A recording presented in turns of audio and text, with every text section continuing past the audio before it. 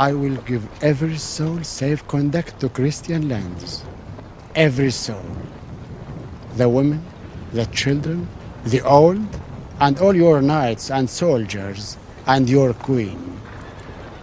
Your king, such as he is, I leave to you, and what God will make of him. No one will be harmed. I swear to God. The Christians butchered every Muslim within the walls when they took this city. I am not those men. I am Salahuddin. Salahuddin. After the true Salahuddin went back to Damascus, and the narration mentioned that one wet day he went to visit the Hajis, and when he came back it was cold, it's wet.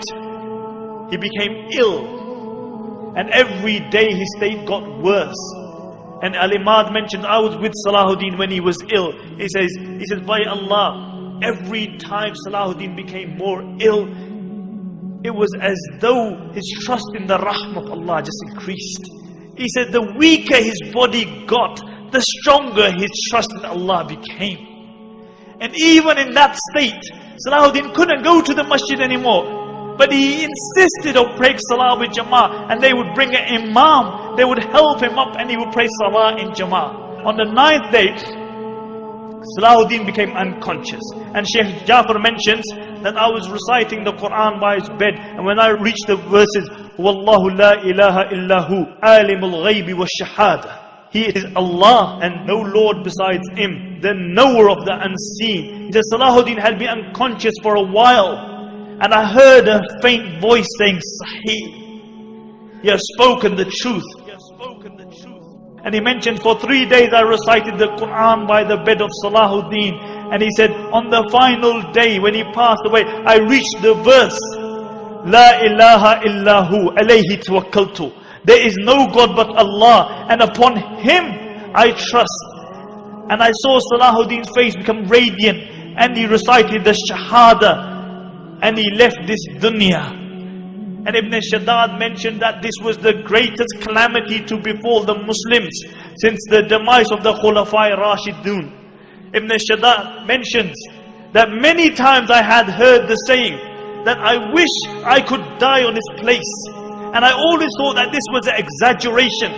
But he said, I realized the reality of that statement when Salahuddin passed away. He said, I wish I could have died on the place of Salahuddin.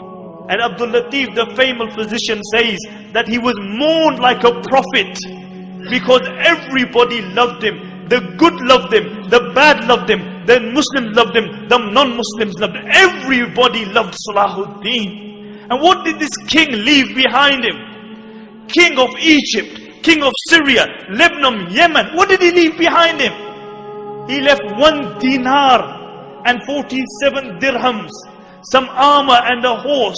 This is all he left behind him. They had to borrow money for his janazah. But I'll tell you what he left behind him. He left a legacy behind him. He left a legacy behind him. And this is why we are gathered here today. He passed away at the time of Fajr, and after Dhuhr they brought his body out. And the narrations mention that people screamed and cried as though the whole dunya had just become one place. And many people, when they saw his dead body, they couldn't believe it. They became unconscious.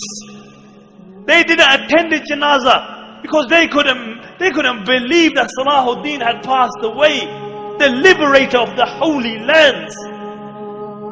And how was Salahuddin buried? They had to borrow money for his janazah. And Qadi Fadil gave a fatwa that Salahuddin should be buried with his sword, so that on the day of judgment when he's resurrected, and one of the 7 people who is under the shade of Allah is Imamun Adilun, a just ruler. When he's under the shade of Allah subhanahu wa ta'ala, he is leaning upon his sword.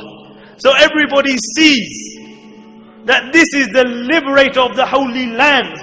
And on his tomb they wrote, because this was the man who liberated, this was the man who flung open the gates of fortresses and castles of the Christians, one after the other. And on his tomb they wrote, "Oh Allah, as his final victory, open for him the gates of Jannah." Open for him the gates of Jannah. And my dear respected brothers and sisters listening at home, Salahuddin is one of the greatest heroes of Islam. And this is why we have gathered here to remember this. But the problem with many Muslims has become today, or with all Muslims, is that we live off our legacy. As a poet says, he said the Muslims come to the grave of Salahuddin, and they come again and again. And what do? They stand by the grave of Salahuddin and they say, Qum ya Salahuddin, Qum. Oh Salahuddin, stand. Stand up, oh Salahuddin, we need you. Can't you see what's happening in Iraq? Can't you see what's happening in Afghanistan? Can't you see the supine, spineless leaders that we have?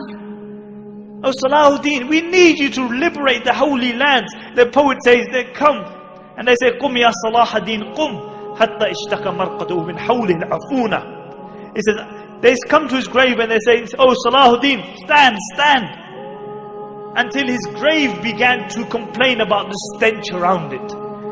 And the poet says, Kam mar'atan fil aami tuqidunahu. كم مرعة على الجدار الجبن تجلدونه أيطلب الأحياء من أمواتهم معونة. He said, how many times in the year are you going to wake Salahuddin up? He said, how many times are you going to whip Salahuddin for your own cowardice? And then he says sarcastically, أيطلب الأحياء من أمواتهم معونة. He said, has it come to the state that the living have started asking their dead for help? The living have started asking their dead for help. Nobody aspires to be a Salahuddin. Nobody tries to be a Umar ibn Khattab or Abu Dhar or Abu Bakr radiallahu anhum or a Khadija or a Fatima. Nobody aspires to be like them. We live off our legacy. We remember these people, but none of us aspire to be like them. We can't be cowardice because we believe in a hereafter. You can't celebrate the life of Salahuddin and Umar ibn Khattab and then be cowardice yourself.